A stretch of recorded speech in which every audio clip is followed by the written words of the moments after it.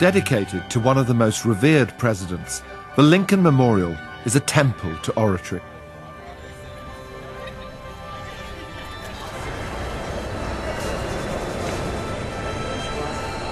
Its walls are inscribed with the words of Lincoln's second inaugural address and the speech which has mattered more than any other in American history. His remarks at Gettysburg, which helped heal a nation after the carnage and catastrophe of the Civil War. 77 years ago, our fathers brought forth on this continent a new nation, conceived in liberty, and dedicated to the proposition that all men are created equal.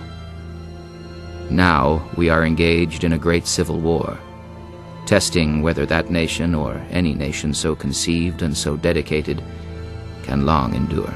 That speech, which contains the best definition of democracy ever made, government of, by, and for the people. I think that speech helped raise Lincoln to the summit of our best presidents, maybe the very best. That this nation, under God, shall have a new birth of freedom, and that government of the people, by the people, for the people, shall not perish from the earth. Lincoln's words. It took him less than 2 minutes to make the speech, and yet these words have helped to shape and create a nation. And in fact, he wasn't even top of the bill. Someone else was making a speech which took 2 hours to deliver. And who remembers any of that? Well, Lincoln is effective because he's brief. It's really a lawyer making a case for the Union. It's perfectly obvious that Gettysburg Address has been stolen from Pericles.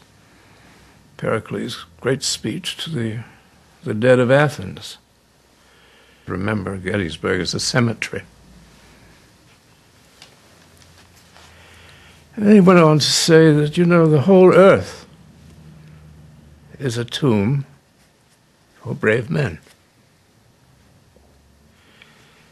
They need no celebration. You see people reading it and puzzling over it and absorbing this message. And it's a long time afterward, and they still stand back with the shock of the power of what he was trying to say. Look, most political rhetoric is soggy because most politicians are trying to avoid saying anything. What makes political rhetoric powerful is when you have something important to say.